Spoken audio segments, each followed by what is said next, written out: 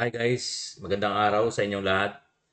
Ngayon guys, ang content ko is tungkol dito sa Mary Jane, yung nangyari sa Senate.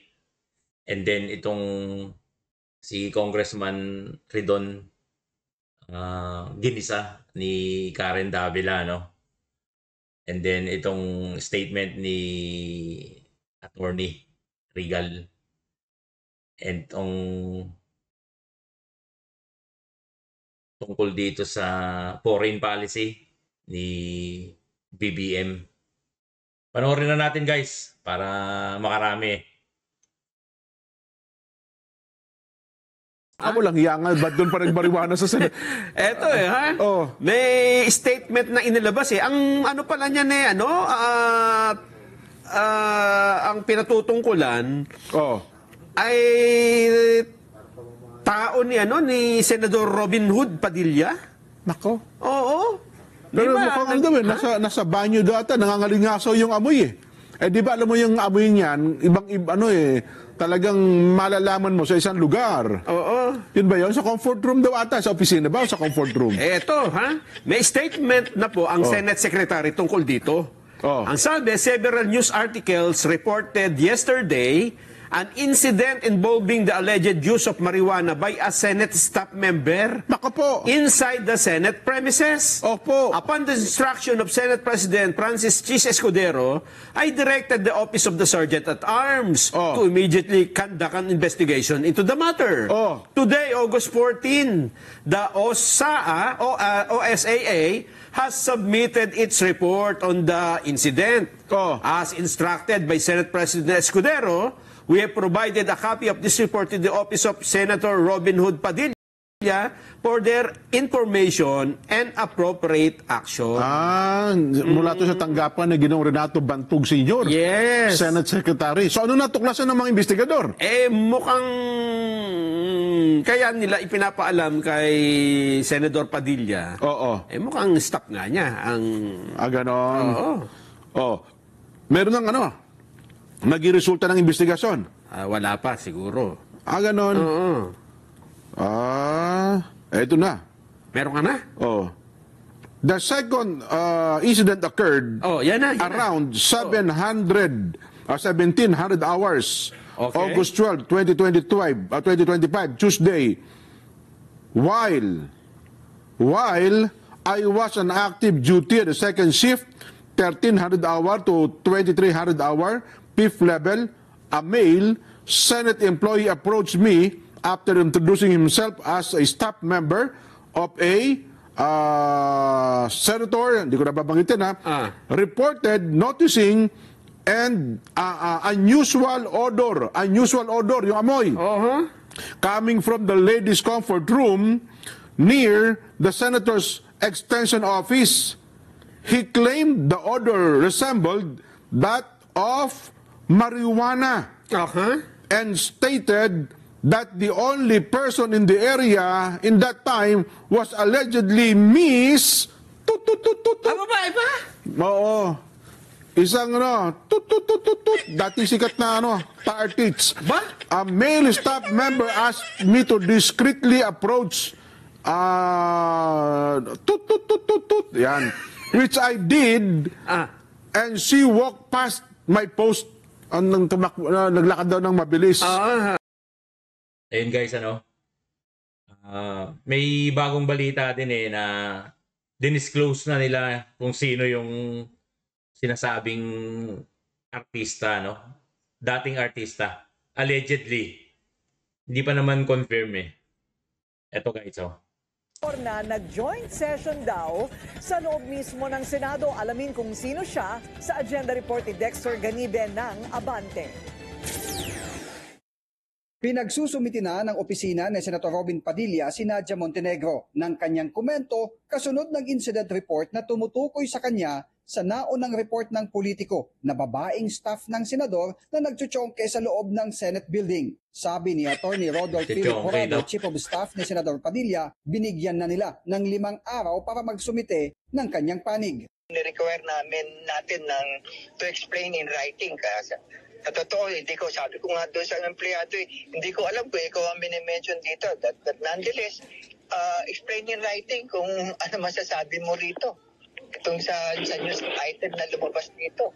Ngayong hapon ay sinumite ng Office of the Senate Sergeant at Arms ang incident report ng Security Enforcement Service. Nakasaad sa report na ang unang insidente ay nangyari noong 2 linggo ng Hulyo sa 5 palapag ng Senado na nangamoy marijuana pero hindi pangalawa na pala yan? kung sino ang umiskor. Ang ikalawang insidente naman ay nangyari lang nitong Martes, August 12, kung saan staff ni Senator Lacson ang nag-report sa gwardya kaugnay ng malakas na amoy ng MJ na nagmula sa CR ng mga babae. Nang pasukin nito, ang inabutan sa loob ay si Nadia Montenegro. Pero nang tanungin ng gwardya ay itinanggi daw niya ito. Katwiran niya, maaring yung kanyang vape ang naamoy ng staff ni Senator Lacson. Ayon kay Atty. Jurado, naka-leave ngayon si Montenegro pero hindian niya ito hadlang para makapag-comply siya sa 5 araw na palugit. Nagpaalala naman si Jurado sa mga kapwa staff ni Senator Padilla. Alam naman nila yung bawal at hindi, no?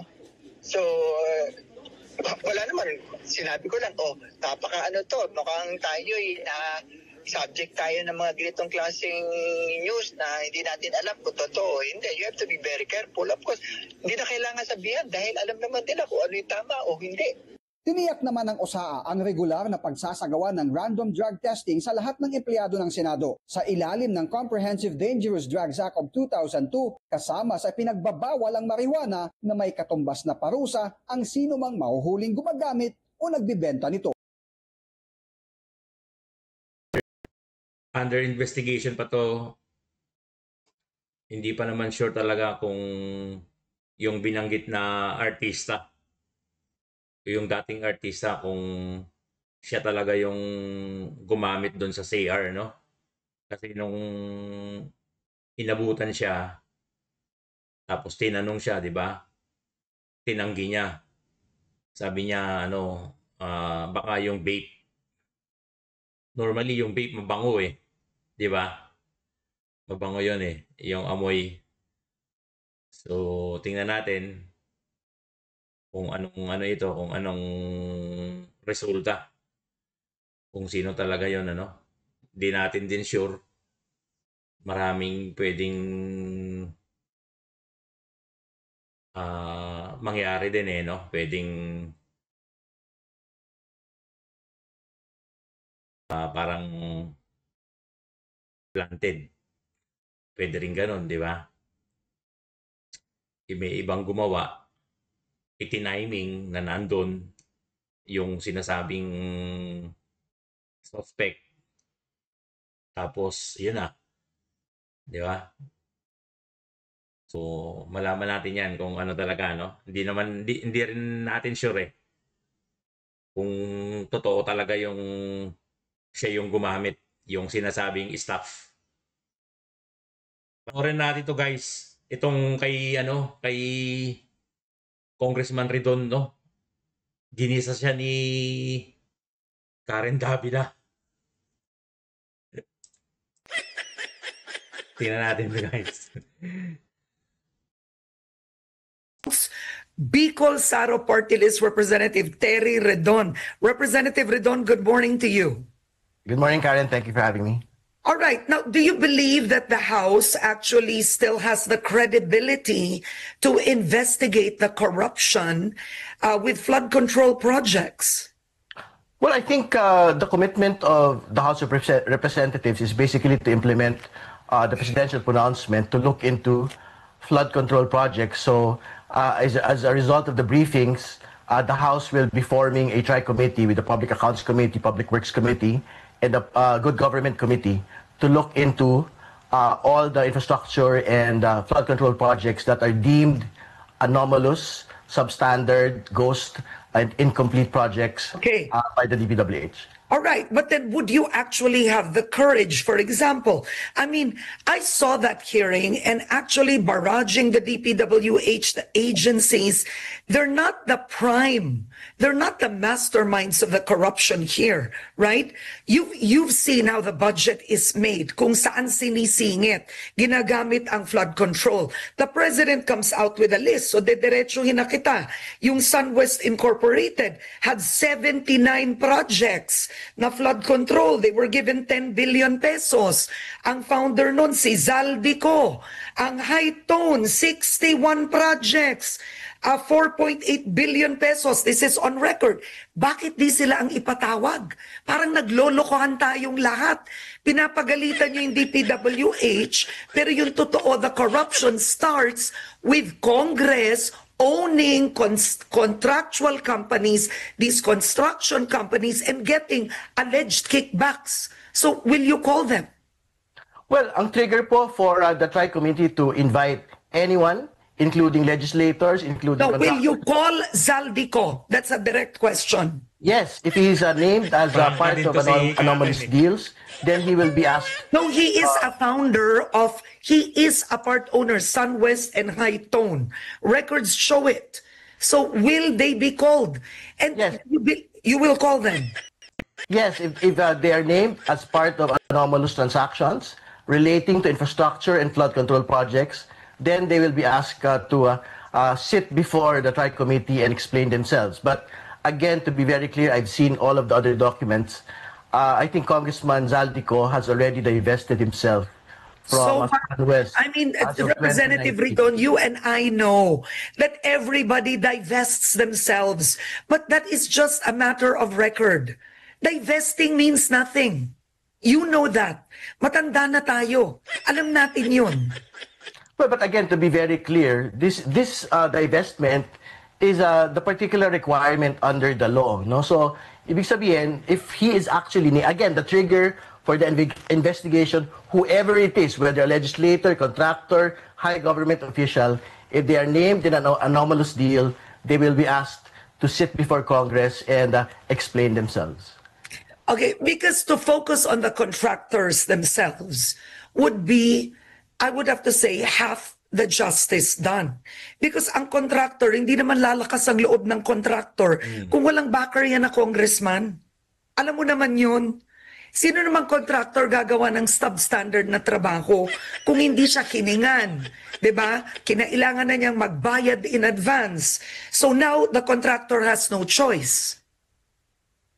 Well, again, these are assumptions that you are making at this point, Karen. No? We would want to be able to see it on a fact-to-fact basis, on a case-to-case basis. Ito po actual anomalies that are being seen with the flood control project. And again, in the hearing in the briefing yesterday, the DPWH actually said that to date, the 15 contractors named by the president, they have not seen yet, as of yet, anomalies relating to substandard projects, anomalies related to... Then why do the investigation at all? Why waste the people's money and do it if you are not out for blood? It seems to me that, you're telling me walang problema, ba't ka pa mag-iimbestiga? Yung nakaraang vlog ko, guys, di ba? Binanggit ko na yung contractor susunod yan sa client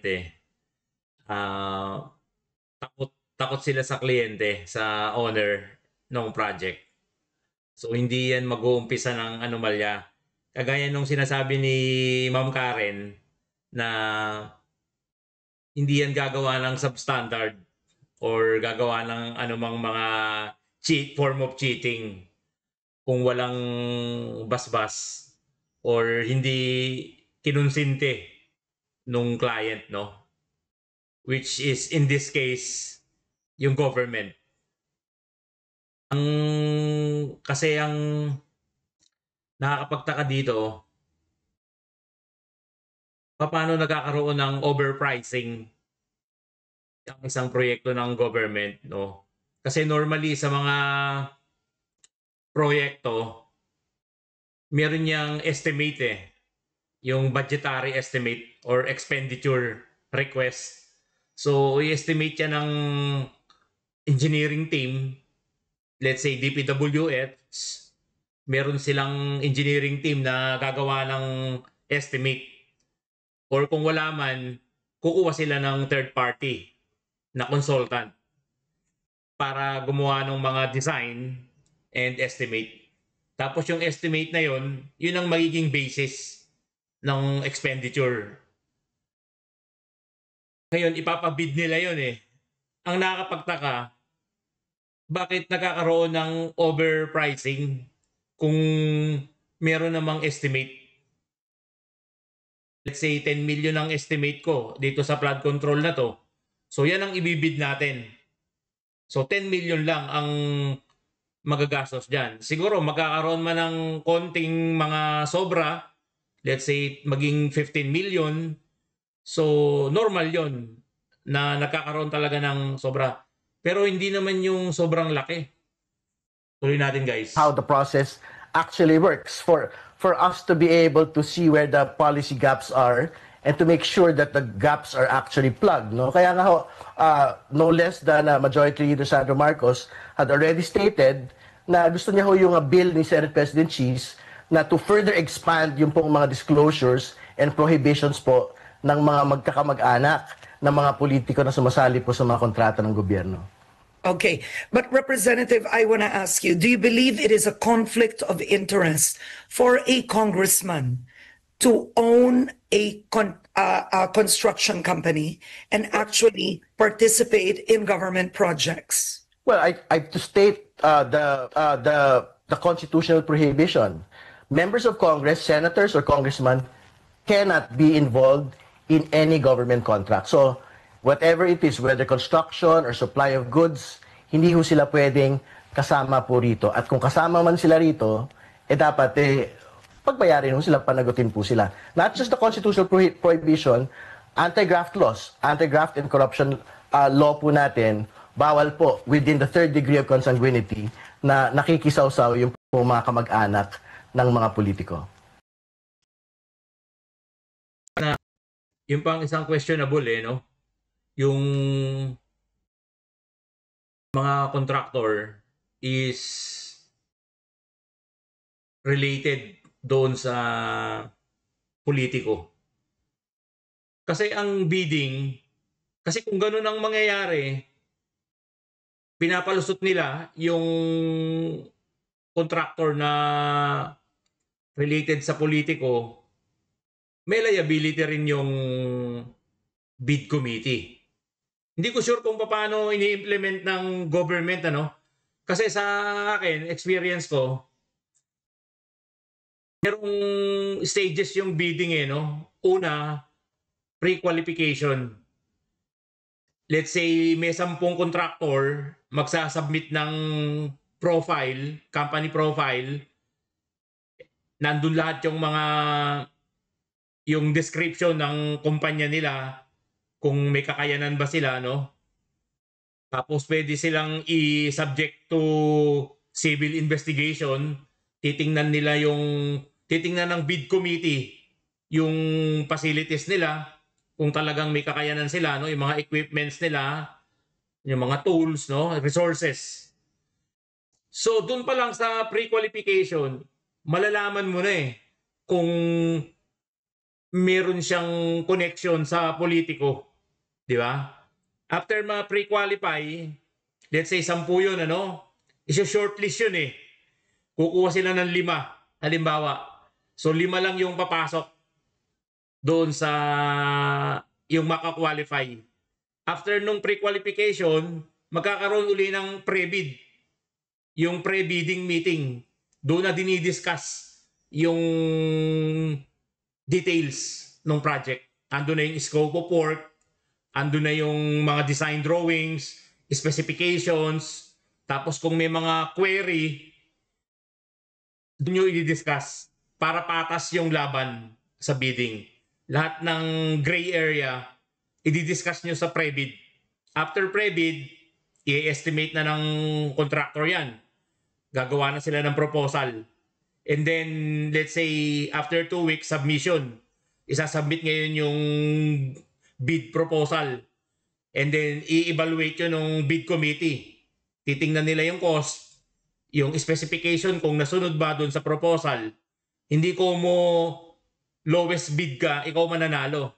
Kasi baka naman mura yung cost mo pero substandard naman yung ginagamit mong materyales, ano? So, tinitingnan din ng bid committee yon during evaluation. And then, after that, pipili sila dun sa mananalo and then awarding na.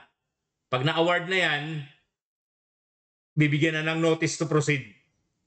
And then, magmo-mobilize na yung contractor. After nun, or bago yung during mobilization, bibigyan sila ng 30 days naman or 60 days, for example, to submit the deliverables. Medyo alam ko yan kasi doon ako dati, nagtatrabaho sa project eh. Umattend ako ng mga bidding, pre-bid, pre-qualification, no? So, nagtataka ako dito, bakit hindi nila nalalaman na itong contractor na to is connected doon kay politiko, sa isang politician? Sa pre-qualification pa lang malalaman mo na eh kung sino mang may-ari nitong contractor na to and then sino yung mga relatives niya, di ba? So, may pananagutan din ang bid committee. Hindi ko kasi alam kung paano nila ini-implement yung ganitong klaseng Tingnan naman natin to, guys. Itong tungkol sa impeachment. Motion for reconsideration against the Supreme Court's unanimous ruling voiding the impeachment of VP Sara Duterte said, "To dissent is not to defy. To insist on constitutional integrity is not to weaken democracy. It is to strengthen it." Pero ang pinakamaingay, yung banat niya na ang mga justices mismo ng Korte Suprema ay accountable din sa taong bayan through impeachment. Let's be honest. That's not a reminder, that's a warning. And it sounds a lot like, kung ayaw ninyong pumayag sa gusto namin, kayo ang susunod. Yes. The House has the sole power to initiate impeachment under Article 11, Section 3, Paragraph 1 of the 1987 Constitution, but the Supreme Court, under Article 8, Section 1, can strike down any act that shows grave abuse of discretion, even by Congress. So no, Speaker. This isn't about dissent or democracy. If you use impeachment as a weapon against those who disagree with you, that's not accountability. That's intimidation. And in this country, kapag sinobrahan ang kapangyarihan, ang taong bayan ang nagbabalik ng limitasyon. Yung statement ni Madam, no? Tingnan naman natin to, guys. Tungkol dito sa confidential fund ni PBBM, no? President sa 2026 national budget. Ayon kay Palace Press Officer Yusek Claire Castro, walang masama basta't ginagamit ng tama ang pondo. Welta ito ni Castro sa payag ni dating DBM Undersecretary Shelo Magno na walang moral ascendancy si PBBM kay Vice President Sara Duterte kung patuloy siyang manghingi ng confidential funds. Aabot sa 4.5 billion pesos ang confidential at intelligence funds ng Office of the President sa panukalang 2026 national budget. Git ni Castro, hindi magiging questionable ang pondo kung tama ang pagre-report sa paggamit nito. Di tulad ng ginawa umano ng Office of the Vice President. Sabi next. Ang 15 million pesos na confidential funds ng DepEd ay nagamit at kumuha lamang sila ng mga certificates para sa Youth Leadership Summit. Pero ito po ay namin na hindi po ito ginastusan ng DepEd. That the President is the Commander-in-Chief and the Chief Architect of National Policy or National Security and Foreign Policy. At kinakailangan po ng pondo ng yung CIF ni BP, may report na yun, di ba? Galing COA na nakakuha siya ng mataas na grado. And then, yung, anong tawag doon? Yung unmodified opinion. Di ba? Pero yung CIF ni BBBM, ino-audit ba yan? Hindi ko sure no? Kasi parang si Auntie Claire, kinumpara na naman yung issue kay BP Sara, no? Samantalang yung kay BP, may report ng COA na malinis, walang anomalya. Yan na kailangan daw ni PBBM ng malaking budget kasi siya yung chief architect, no? Totoo naman yun, ano? So, speaking of chief architect, puntahan natin yung komento naman ni Attorney Balindog Uy, no? Tungkol sa foreign policy, guys. Kasi, ano to, delikado tayo sa China, guys. Dahil itong foreign policy ni PBBM, medyo risky. Panoorin natin to, guys, oh. Balanse po ng pamahalaan ng relasyon ito between China and the US nang hindi nasasakripisyo yung pambansang kalayaan at ekonomiya ng bansa. And follow-up question, kung meron po ba from the previous administration na kanilang na-practice o na-ipatupad itong independent foreign policy effectively na pwede pong ma-copy-paste, pwedeng maggaya ni Pangulong Bongbong Marcos? Okay, very good question again, Jason. First and foremost, kung pwede, under BBM government, ang tinatawag mong balanced foreign policy, neutral foreign policy, and independent foreign policy. To be honest with you, it's a decision that Marcos Jr. has to make. Nasa kamay niya yon kung gagawin niya. Pero at this time, ang foreign policy ng Pilipinas is not balanced, is not neutral, it's not independent. It's really under the thumb of the United States. That's really the reality of the situation. Now, ang tanong mo kasi sa akin, kung kayang gawin. Well, there's nothing impossible in this world. Kung kayang gawin, kaya. Pero it takes a political will, a strong political will on the part of the president to put it neutral, to turn the tide into neutrality. Na from this side, punta ka sa gitna, declare neutrality and balansehin mo. And then talk to China and then, negotiate with China kung ano yung mga issues mo with China. And then tell China that, we will be neutral on these issues. And again, but you need to have the political will to do that. And the question is, may political will ba si Marcos Jr. to even do that? Because at the end of the day, it's his decision, it's his responsibility, and he is the sole author of foreign policy. So nasa kanyang kamay yan. Pero ang tanong mo sa akin, kung pwede, pero it depends on him. Nasa kanyang kamay yan. Ang tanong nga sa mga Pilipino at sa atin, tanong natin, ano bang tingin natin kay Marcos Jr.? May political will ba o wala? Yun ang malaking tanong. Kasi sa akin, I don't see him having that political will. Now, well, it's up to Marcos Jr. to prove me and other people wrong. Kung talagang may political will siya, then he needs to do something about it. Ayun guys, kasi ang sinasabi ni attorney, political analyst, si Ma'am Malindog Uy, na dapat karoon ng political will si PBBM na maging neutral siya. Wala siyang pinapanigan. Kaso ang according sa kanya, kay ma'am, na hawak si PBBM ng hindi siya pwedeng or sunod-sunuran siya. Hindi siya makatanggi. Dapat is neutral ka lang. Yung wala kang pinapanigan sa dalawa, no? Yung tsaka yung sa China. Tama naman yun eh. Kasi kaya nga tinawag na independent foreign policy. Independent. Dapat para sa Pilipinas ang iyong mga polisiya. 'Di ba? Wala kang pinapaboran na ibang bansa. Lalo ngayon, nakita natin maraming mga tension sa West Philippine Sea, Yung nagbanggaan na barko, tapos recently, yung fighter jet ng China, lumilipad-lipad na sa airspace natin. mismo.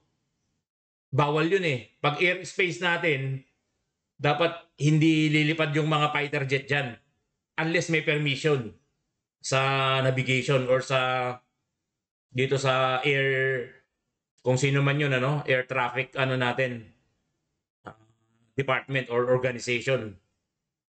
Pero yung basta ka na lang lilipad sa airspace ng ibang bansa, may restriction yan eh. Pwede kang i-shutdown dyan, di ba? Kasi wawarningan ka eh. Ikaw ay nandyan sa bawal na airspace. Pag-aari namin yan, di ba? Pag hindi ka sumunod doon sa warning, missile ang niyan, ang kasunod niyan. Pwede ka nilang i-shutdown kasi violation yun eh. Tsaka winarningan ka naman eh. Pag hindi ka sumunod sa warning, shutdown yun. Yung aircraft ng China, binalita na lilipad-lipad doon sa sa ating yan, baka magkaroon ng military conflict, mauwi sa war na wag naman sana.